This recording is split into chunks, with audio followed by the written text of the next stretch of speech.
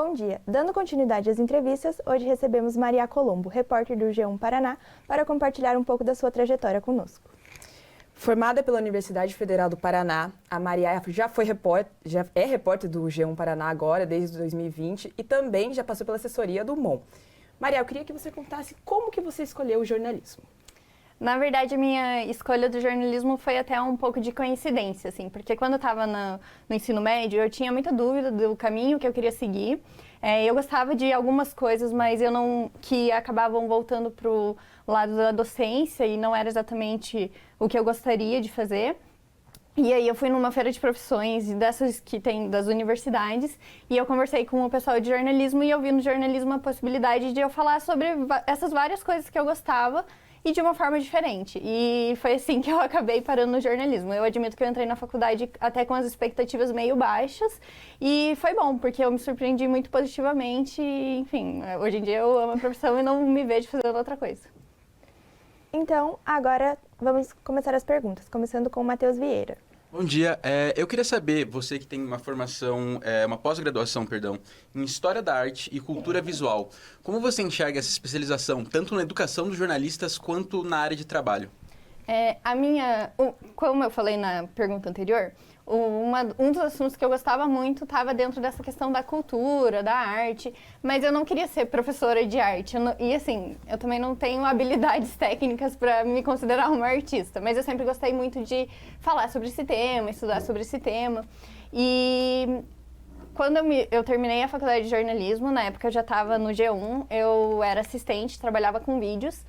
E eu vi nessa pós uma oportunidade de continuar estudando um assunto que eu gosto e também de acrescentar ali dentro dos temas que eu escrevia sobre. E tem sido muito útil.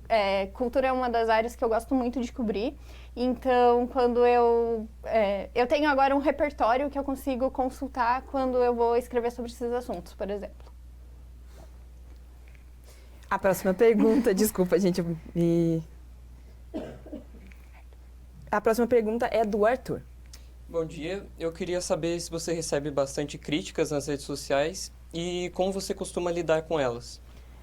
Em relação às críticas, eu diria que elas são bem raras. E eu acho também que quando elas acontecem, elas são uma oportunidade de você ver aquilo e entender se aquilo realmente tem fundamento. É importante você fazer essa separação, você ver se aquilo que aquela pessoa está falando faz sentido ou não, e se faz, tentar aplicar aquilo para você ser um profissional melhor. E também, é claro que é importante você ter a noção de entender que nem sempre o que as pessoas estão falando, o que elas pensam é verdade.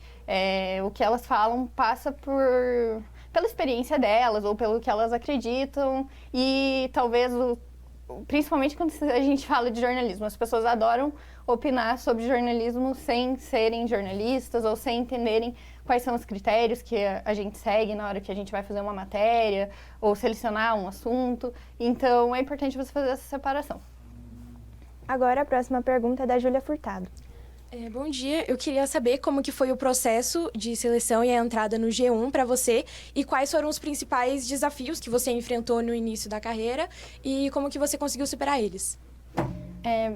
O meu processo seletivo do G1, ele aconteceu... Eu estava pensando sobre isso essa semana, inclusive, porque quando eu me inscrevi para a vaga, eu já estava num estágio que eu gostava muito. Mas eu já estava lá fazia um tempo, eu sentia que eu já tinha aprendido a maior parte do que eu podia aprender e que eu estava aprendendo cada vez menos naquele lugar, apesar de eu gostar muito de onde eu estava. Aí, quando surgiu essa oportunidade, eu me inscrevi sem muita expectativa e foi um processo seletivo bem grande, porque tinha bastante gente concorrendo. Eu lembro que tinha cerca de 200 pessoas desde o começo. Então, a gente passou por uma entrevista, a gente passou por uma dinâmica e eu admito que eu sou a pior pessoa do mundo para dinâmicas, porque eu sou super tímida. E eram dinâmicas bem essas coisas de RH, assim, que inventam um cenário, que você tem que propor soluções. E eu lembro que no meu grupo, eles separaram por grupos para fazer essa dinâmica. E no meu grupo tinha um menino que ele era muito líder, assim, ele que organizou tudo. E daí, enquanto a gente estava fazendo, eu pensei, bom, com certeza ele vai ser o selecionado. Então, eu até participei sem muita expectativa de que ia dar certo. Depois dessa... foi como se fosse uma entrevista geral, daí teve a dinâmica, e por fim, depois eles chamaram para uma entrevista individual. nessa entrevista individual, eu tive a oportunidade de falar mais sobre meus interesses, sobre o que eu costumava fazer no meu tempo livre e também profissionalmente. E foi o que acabou dando certo. Em relação às dificuldades, eu acho que essa questão de incerteza, principalmente quando a gente já está no fim da graduação, porque existe um momento de limbo ali, que você está se formando, então você não consegue mais participar de um estágio ou alguma coisa assim, e ao mesmo tempo você não tem experiência profissional quase nenhuma para você concorrer a uma vaga que exige mais experiência. Então eu lembro de ter muito essa questão da incerteza. Eu tive muita sorte nessa fase da vida, porque eu acabei sendo efetivada no G1, onde eu já trabalhava, mas eu lembro de pensar muito sobre isso, porque eu não queria ficar desempregada, então eu sentia esse desafio de estar em um limbo e ao mesmo tempo procurar coisas para preencher esse limbo para, enfim, tudo dar certo. A próxima pergunta é do Raul de Meira. Bom dia. Eu queria saber se você já sentiu algum medo fazendo alguma apuração e como você lidou com esse tipo de sentimento. Sim. Já senti. No geral, a empresa onde eu trabalho, existe uma segurança jurídica muito grande. Então, a gente é muito amparado em relação às matérias que a gente faz, por mais delicados que sejam os assuntos. E existe outro aspecto também em relação a isso, é a certeza de que eu estou fazendo um bom trabalho. Eu sei que o que eu vou colocar naquele texto, eu apurei, eu confirmei, uma autoridade me falou, ou eu consegui consultar em algum lugar, coisa do tipo. Mas, sim, sempre dá medo, e ainda mais quando a gente pensa em relação ao impacto que o nosso trabalho tem. Escrevendo para o G1, a gente tem um alcance muito grande. Pode ser até uma matéria que não vai performar tão bem, mas ela impacta muita gente. Então, existe uma responsabilidade muito grande por trás disso. Aí, cada decisão pesa muito. Então, se eu estou escrevendo sobre um crime, eu pensar se eu vou dar o nome das pessoas envolvidas nesse crime, passa pela minha cabeça, porque eu tenho que pensar como isso vai impactar essas pessoas que estão envolvidas ou não, por exemplo. Mas, que nem eu falei, no geral, a gente está muito bem amparado, mas sempre dá medo, né? A gente volta e meia recebe ameaça de processo, coisa do tipo, mas eu sei que não vai dar em nada, porque de alguma forma ou outra aquilo está amparado em outras coisas que também são legais. A próxima pergunta é do Matheus da Fontoura. Bom dia. Você está há alguns anos já no G1, pelo menos 5 anos, mas eu gostaria de saber, você se firmou lá, mas eu gostaria de saber se você tem algum sonho ou alguma meta ainda para conquistar na área do jornalismo. Acho que tem vários. Hoje eu estou numa posição muito confortável dentro do jornalismo, porque eu estou em um veículo que eu gosto e onde eu tenho a possibilidade de escrever sobre assuntos que eu gosto. Eu acho que para jornalistas no geral, principalmente quando a gente vê as coisas que já existem, ou as coisas que outras pessoas estão fazendo, a gente vê aquilo e pensa que quer fazer. Eu vejo muitas coisas que eu quero desenvolver ali dentro mesmo. Hoje eu tenho no vídeo um desafio bem grande, porque eu sou uma pessoa muito tímida, como eu já falei. Mas, então eu estou tentando dar um passo por vez. Uma das coisas que eu gosto muito são longas reportagens ou coisas com mais fôlego. Então, ainda num campo do sonho, coisas assim, então, tem essa questão da expectativa e tudo mais, então, não sei, assim, talvez escrever um livro algum dia, ou coisa do tipo. A próxima pergunta é do Vinícius Rodrigues. Bom dia. Antes de entrar no João, você estava estagiando na assessoria do MON. Eu queria saber se é muito distante uma coisa da outra, tá na assessoria do MON, trabalhar no G1, e se no começo você teve uma insegurança por estar fazendo uma função diferente. Sim, são coisas bem diferentes, mas que eu fico muito feliz que eu tenha passado por essas duas oportunidades. Eu vou até voltar um pouco na pergunta, porque eu acho que isso é uma das coisas que eu gostaria de saber quando eu ainda estava lá no começo da faculdade. Eu passei por 3 estágios. Primeiro uma agência, depois a assessoria do MON e por fim o G1. E foi muito legal porque eu pude testar essas 3 coisas e são 3 linguagens, 3 cotidianos muito diferentes. E os 3 me deram a possibilidade de eu entender o processo das coisas. Então, o meu primeiro estágio, que era nessa agência, era um negócio até meio desorganizado, assim. Eu não tinha a menor ideia do que estava fazendo, eu tinha acabado de entrar na faculdade. Então, Hoje, eu olho para trás e eu penso assim, se eu tivesse o conhecimento que eu tenho hoje, eu sei que eu poderia ter feito muito mais coisa e feito coisas diferentes. Mas eu penso assim hoje porque eu tive a oportunidade de ir lá atrás passar por isso. E sim, são coisas muito diferentes, mas que hoje também me dão um repertório para que eu entenda o que eu estou fazendo, entenda os processos e tudo mais. Sim, existiu insegurança porque, que nem eu falei, são linguagens muito diferentes e você tem que ir adaptando, mas eu acho que principalmente quando a gente pensa em estágio, a gente pode pensar que a gente está aprendendo. Então, tudo bem você não saber coisas. As pessoas estão lá justamente para te ensinarem, para você aprender. A próxima pergunta é do João Pedro Pimentel. Bom dia, Maria. A pandemia chega no seu começo no G1 ainda como estagiária. Eu queria entender para você como foi se adaptar e as dificuldades de exercer jornalismo nessa época. Obrigado. Foi um período bem difícil, né? Em muitos aspectos. Eu estava no último ano da faculdade. Inclusive, eu acabei atrasando a minha graduação por conta disso.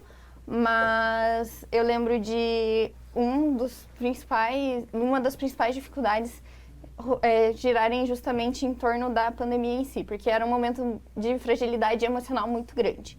Então, eu lembro e a gente, enquanto jornalista, a gente não consegue fugir de notícia. Quando você está trabalhando com notícias, você lê notícias inevitavelmente. Então, eu lembro de ler muita notícia sobre pandemia e eu ficar muito vulnerável emocionalmente. Eu me sentia muito mal, porque daí eu acabava me sensibilizando, pensando assim, puxa, cada número desse, todo dia a gente tinha um boletim dizendo quantas pessoas tinham morrido de Covid. E eu pensava que cada número daquele era uma pessoa, era uma família, enfim. E eu lembro de ficar muito mal emocionalmente por conta disso e tentar... eu fiz terapia nesse período justamente para tentar entender que acontecia, né? E aquilo estava fora do meu controle. Então, eu lembro disso ser uma principal dificuldade. E aí, a questão do distanciamento social, porque você estando presente é muito mais fácil você aprender e você tirar dúvidas e conseguir conversar e fazer coisas. Mas em casa existia essa dificuldade. Então, eu diria que, tecnicamente, essa adaptação de você trabalhar de casa foi o menor dos problemas. O maior era aquilo, eu não podia não ler notícia, porque fazia parte do meu dia a dia ler notícias, e, ao mesmo tempo, aquelas notícias eu sentia que elas me faziam mal. Mas, enfim, com a ajuda da terapia, eu acabei superando. A próxima pergunta é do Gustavo Andrade. Bom dia, tudo bem? Como você lida com uma certa pressão que se tem de trabalhar em um portal tão grande e com tanta visibilidade como o G1? Eu vejo menos como pressão e mais como responsabilidade. E aí eu tento transformar isso justamente numa questão de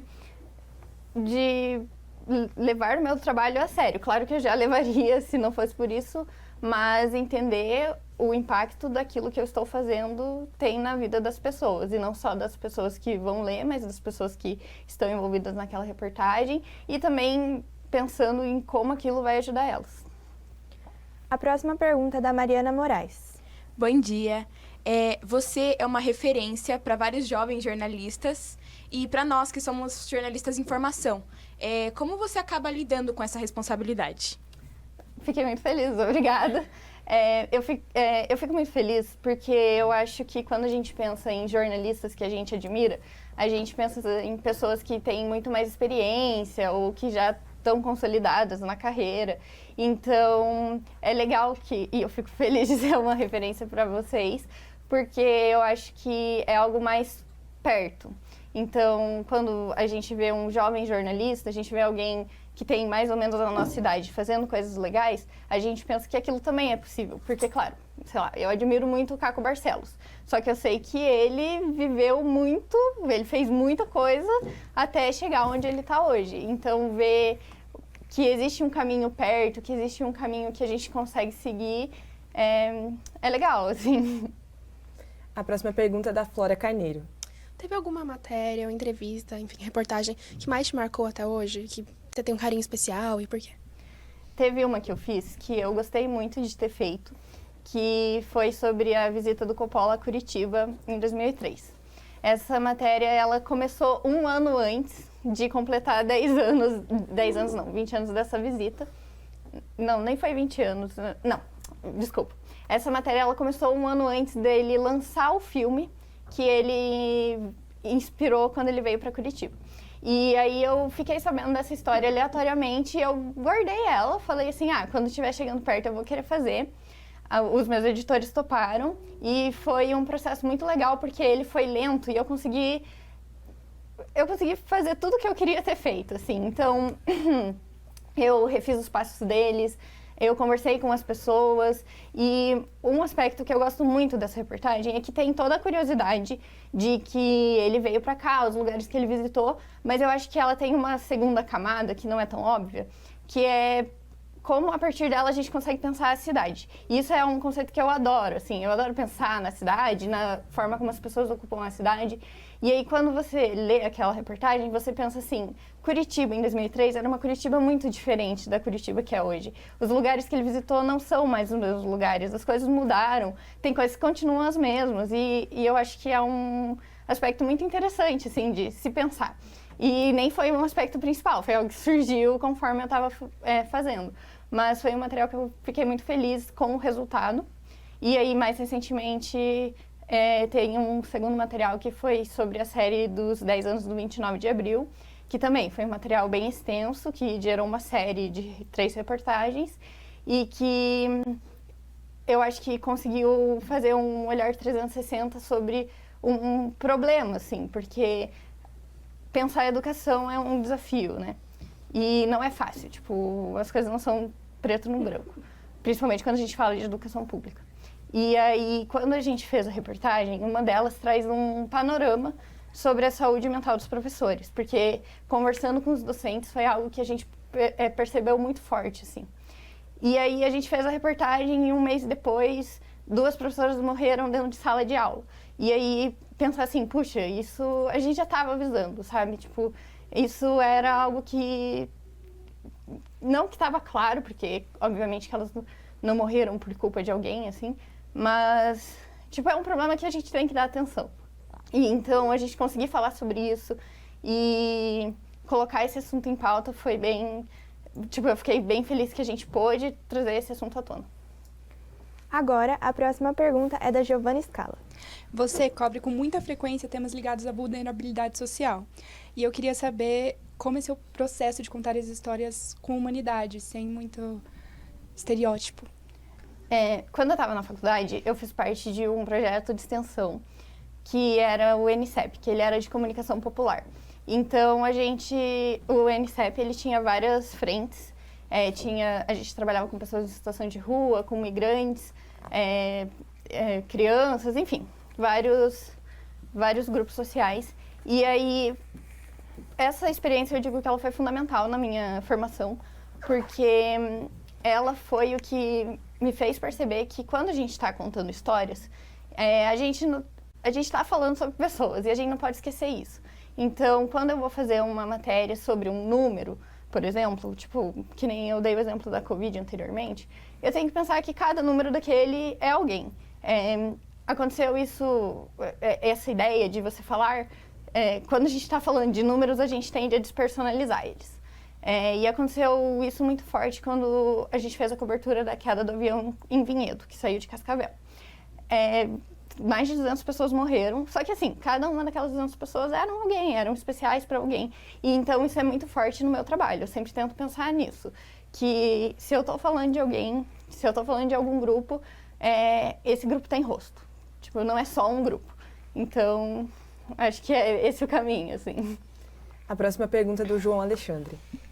Bom, quando você trabalhava no MON, você escrevia matérias como exposição de fotografia do fotógrafo Russo Sergei, que eu sei que você também trabalhou com fotografia.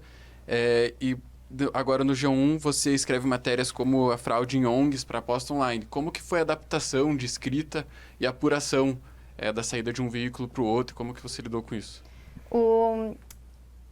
Hoje no G1 eu também tenho a oportunidade de escrever sobre cultura, que como eu falei é um dos assuntos que eu mais tenho afinidade, assim.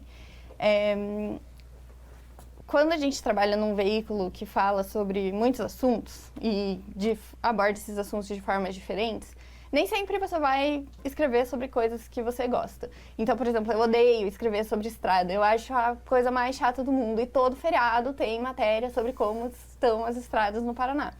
Mas tudo bem, faz parte. E aí eu acho que quando eu vou lá e eu faço uma matéria sobre fotografia ou sobre cinema, que nem essa do Coppola, compensa. Então, se eu tô fazendo uma matéria que eu acho muito chata, eu penso assim, não, tudo bem, porque não é só isso. Tipo, o meu dia a dia não é só isso. Mas realmente exige uma adaptação. E uma das principais dificuldades que eu tive no começo, enquanto repórter, é porque, por exemplo, eu cobria, às vezes, investigações. E a investigação, ela tem um passo a passo jurídico muito chato, e você não pode errar. Então, por exemplo, eu não podia chamar uma pessoa de acusada se ela ainda não era acusada, se ela era só investigada. E eu não tinha esse conhecimento de como funcionava um processo. Claro que com o tempo você vai pegando, porque você cobre tanto aquele assunto que você acaba aprendendo. Mas eu lembro de ter sido uma grande dificuldade. Assim, o primeiro texto que eu fiz como repórter no G1 foi um indiciamento. E eu não tinha a menor ideia do que era um indiciamento. Então, são coisas que você vai aprendendo, assim. Agora, a próxima pergunta é da Gabriela.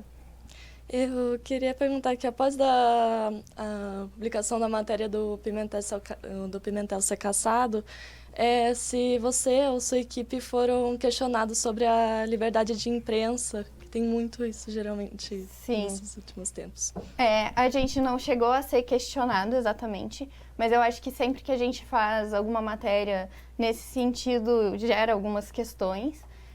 Principalmente em política, especialmente, tem mais forte esse aspecto, assim, de você sobe alguma coisa e daí, sei lá, no Instagram as pessoas vão lá e comentam e perguntam, mas que nem eu falei, a gente tem uma segurança jurídica, tem um documento falando que ele estava sendo investigado por ser cassado ou alguma coisa do tipo.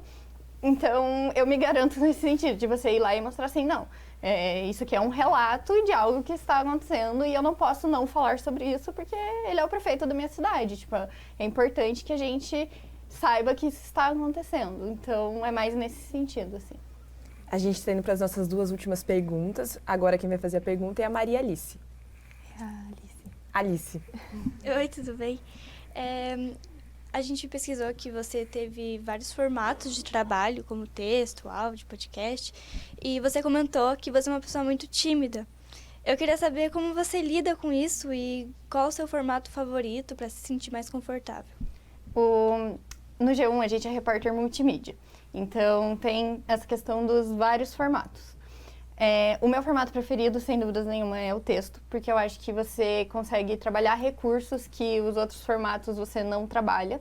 E tem outro aspecto que eu gosto muito do texto, que é a questão do tamanho ou a forma como você trabalha esses assuntos. Na TV, a redação do G1 fica dentro da redação da RPC, né? Então a gente trabalha diretamente junto com a TV. Se o jornal começa às 7 da noite, o repórter daquele assunto vai ter 3 minutos, no máximo, para falar sobre aquele assunto. E assim, 3 minutos para mim não é nada. Por mim, eu falaria sobre um assunto que eu gosto por horas. E no G1 não tem tanto esse problema. Eu consigo escrever um texto com várias páginas e o leitor vai chegar no final se ele quiser. Então, eu gosto muito dessa possibilidade do texto. Essa questão de eu ser muito tímida pega muito no vídeo. E daí eu penso, quando eu vou fazer alguma coisa de vídeo, eu penso assim, eu até comentei com ela no começo, eu penso, é uma conversa, eu não preciso ficar nervosa, porque é como se eu estivesse conversando com a apresentadora, ou enfim, com a pessoa com quem eu estou conversando. Não resolve 100%, mas já ajuda um pouco. Agora, a penúltima pergunta é da Maria Clara. Oi. Eu queria saber quais são as suas maiores motivações para você enfrentar as dificuldades, os pontos baixos que existem dentro da sua área, da sua profissão. Difícil a pergunta, mas eu acho que pensar no impacto que ela tem na vida das pessoas. Certamente, quando eu faço um material, eu penso como aquilo vai ajudar o meu leitor, no caso, né, do G1, qual a relevância daquilo. Nem sempre o que você vai fazer tem uma relevância. Pode ser algo que vai entreter a pessoa que vai ler aquilo, ou enfim. Mas uma coisa que eu penso muito é que todo mundo sabe algo que você não sabe. Então, quando você vai conversar com alguém, você pode aprender coisas. E quando você faz um material, a mesma coisa, tipo, a pessoa que está lendo, ela vai poder aprender ou tirar algo daquilo. Pode não ser algo, uau, vai mudar a vida dela, mas é um repertório para ela também. A última pergunta vai ser do Matheus Vieira. Você falou bastante sobre a questão de como te apetece a questão do jornalismo cultural, que é algo que você tem mais afinidade. Eu queria saber, tem algum cuidado que você toma, especialmente quando você vai tratar de jornalismo cultural, que é algo que você tem uma proximidade maior e pode ser algo mais pessoal para se distanciar pessoalmente disso, ou se você mantém na área pessoal, como é que funciona para você? Eu acho que sim, existem formas de afastar. Eu gosto muito de uma visão mais... Não sei se histórica é a palavra adequada, mas essa visão mais distante que eu acho que facilita nessa questão. Eu acho que, inevitavelmente, as coisas que a gente faz, as coisas que a gente escreve, elas passam por quem a gente é, mas acho que essa questão do assunto é uma estratégia, e eu acho que no jornalismo cultural, talvez você imprimir um pouco de você nas coisas que você faz não seja necessariamente um problema. Eu acho que elas podem até ser um diferencial. Então, é um desafio, claro, que quando você vai fazer um material você não pode, né, por 100%, não pode ser o seu diário, por exemplo. Mas eu vou te dar um exemplo de um material que eu fiz sobre o Dalton Trevisan, quando ele faleceu. Ele faleceu à noite, eu já tinha ido embora, eu trabalho no período da tarde, né, o meu expediente acaba por volta das 8 horas. Ele faleceu e um outro repórter subiu o obituário. E a gente fez outros materiais sobre quem era o Dalton, sobre a obra dele. E naquele dia eu fui dormir pensando nisso. Eu não conseguia parar de pensar no Dalton Trevisan e que ele tinha morrido. E tem todo um aspecto muito poético em torno dele. Essa história do vampiro e sobre como ele escrevia sobre uma Curitiba que ninguém olhava. E esse aspecto da cidade, que eu falei que eu gosto muito, é muito presente nas obras dele. E eu fiquei... quase não consegui dormir pensando nisso. No dia seguinte, eu propus um texto para o meu editor, que era um texto mais poético, assim, uma crônica, e que passava muito por mim, porque justamente por conta dessa ideia de pensar a cidade. E aí ele topou, e assim, é aquele tipo de material que a gente faz sem muita expectativa de que vai bombar ou que vai dar 1 milhão de acessos, mas que eu fiquei muito feliz de ter feito, assim. Então, eu acho que foi um texto que passou por mim, que tem uma proximidade muito grande e que deu um bom fruto. E Maria, uma pergunta. As pessoas estão perguntando bastante da sua fase de estagiária, mas você não foi diretamente de estagiária para repórter, você foi assistente. Então, me explica um pouco também como que funciona o G1 para eles entenderem. Sim. No G1 hoje a gente tem os estagiários, os assistentes, os repórteres, os editores e daí o nosso coordenador. Quando eu entrei como estagiária, a gente, que nem eu falei, foi a minha primeira experiência com o jornalismo profissional, em entender como que funciona uma redação e tudo mais. E eu acho que a minha fase como assistente foi fundamental para eu amadurecer, porque eu acho que eu ainda era muito, não sei se imatura, mas eu não sabia nada quando eu era estagiária, eu tinha essa impressão, assim. Claro que eu sabia coisas, mas que eu senti que a minha fase como assistente me deu também um repertório, me deu possibilidade de entender melhor o processo de você pensar uma notícia, de você produzir uma notícia. Então, foi muito fundamental e também, claro, um repertório para... Hoje eu sinto que eu tenho autonomia de, se eu precisar editar um vídeo ou usar uma ferramenta que um assistente usa, eu tenho, porque eu tive essa experiência, e também no sentido de eu poder ajudar os assistentes, os estagiários.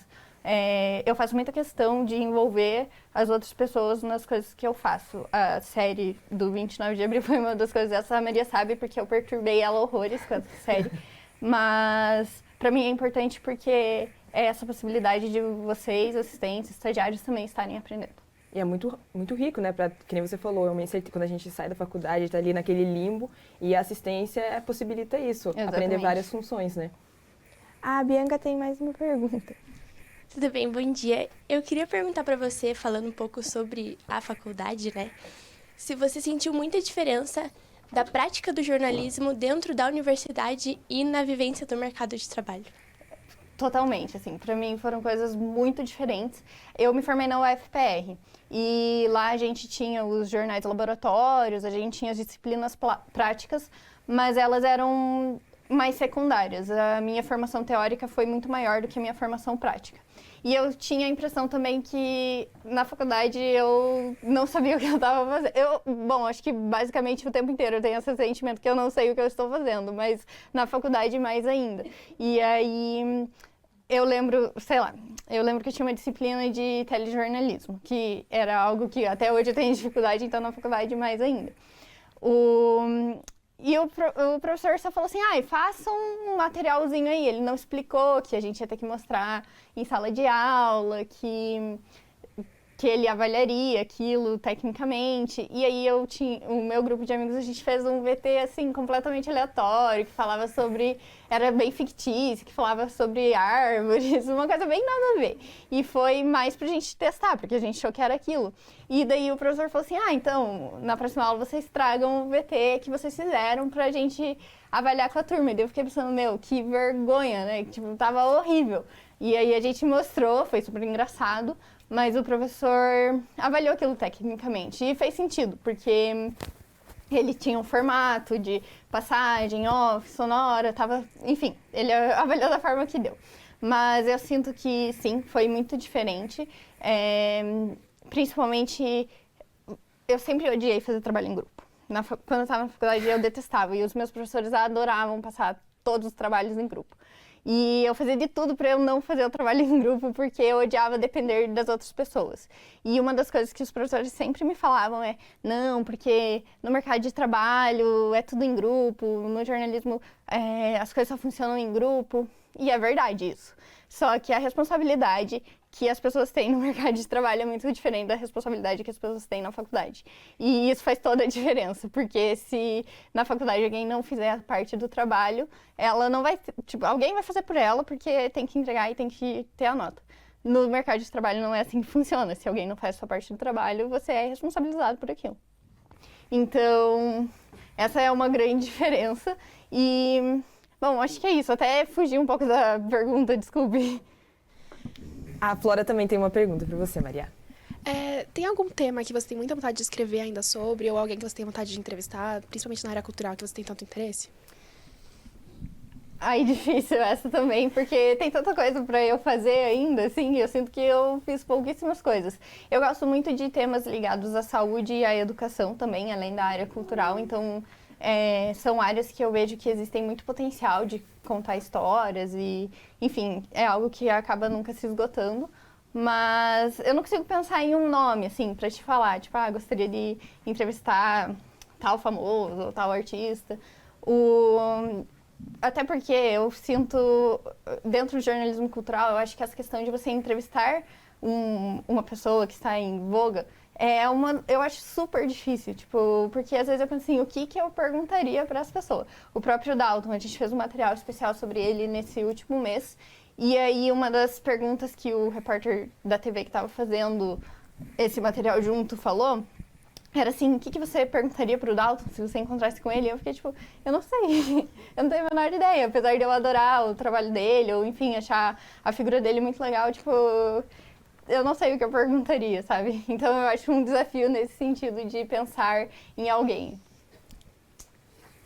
Eu quero fazer uma pergunta também. Antes de eu entrar na faculdade, eu fui pesquisar um pouco sobre o curso e eu sempre vi as pessoas falando que o jornalismo está morrendo por causa das redes sociais. Você acha que isso é verdade? Como você... Não, eu acho que muito pelo contrário, porque quando a gente pensa em rede social, e as redes sociais elas representam um desafio também quando a gente pensa em jornalismo digital. Porque tem todos os conteúdos lá nas redes sociais e o tempo inteiro você está sendo bombardeado de conteúdo e é isso. E eu acho que hoje a função primária do jornalismo é filtrar todos esses conteúdos para entender o que é uma notícia e ainda mais com essa questão de fake news e agora com inteligência artificial. Eu acho que as pessoas hoje elas confiam no veículo jornalístico e é uma confiança que elas não vão ter em um Reels que ela vê no Instagram ou no TikTok. A gente tem mais uma pergunta para você, Maria. Aproveitando essa brecha, né, que abriu sobre inteligência artificial e, enfim, como que você vê o futuro do jornalismo, principalmente com essa ascensão, assim, da inteligência artificial? Que nem eu falei, eu acho que hoje o jornalismo, ele cumpre essa função da confiança das pessoas sei lá, a gente ouve muito aquilo de, se tá no G1 eu sei que é verdade. Então, eu acho que isso se estende a outros veículos. As pessoas, elas podem confiar mais no que elas veem num veículo jornalístico do que nas redes sociais. E, nossa, eu nem consigo imaginar como isso vai...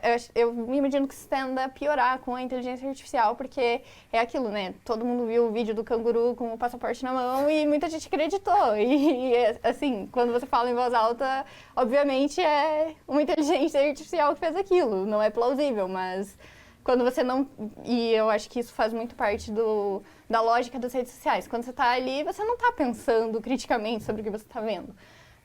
Mas eu acho que as coisas tendem a piorar. Não acho que vai acabar. Eu acho que o jornalismo vai se adaptar e a gente vai passar a usar a inteligência artificial para recursos nossos mesmos. Não sei quais, mas, enfim, acho que é isso.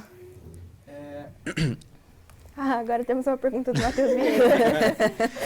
Você falou mais cedo sobre essa questão de quando você estava na faculdade, até depois que você saiu, tem a impressão de que não sabia de nada, de que não entendia de nada.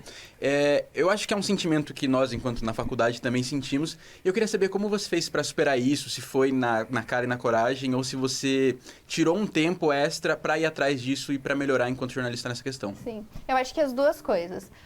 Eu acho que a gente ter essa impressão que a gente não sabe de nada faz um pouco parte da nossa profissão, porque a gente, principalmente quando você não trabalha com uma editora específica ou principalmente quando você cobre geral, assim, que todo dia eu tô escrevendo sobre vários assuntos diferentes e sempre vai ter alguma coisa sobre aquele assunto que eu não sei, e é justamente essa parte legal da nossa profissão, que daí você vai conversar com alguém que sabe e você vai aprender alguma coisa diferente todo dia. E é um pouco disso. Por exemplo, hoje eu vou chegar para trabalhar e eu não sei o que eu vou fazer ainda, porque depende do que está acontecendo no Paraná. Então, eu acho que é um desafio e eu acho que é uma das coisas que eu mais gosto dentro do jornalismo.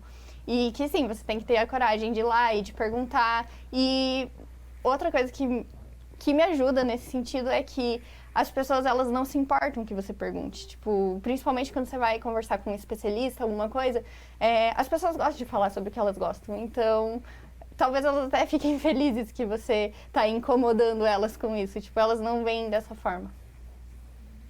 A gente tem mais uma pergunta agora da Mariana. Tudo bom?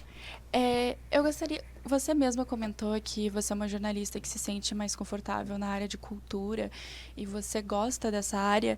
Então, eu gostaria de saber qual o seu processo para conduzir entrevistas que revelam o íntimo dessas figuras públicas que você está entrevistando e tentando fugir do comum e também das mesmas perguntas repetitivas que podem acabar sendo feitas. Sim, esse é um dos desafios que eu acho que existe quando você vai entrevistar pessoas famosas, por exemplo.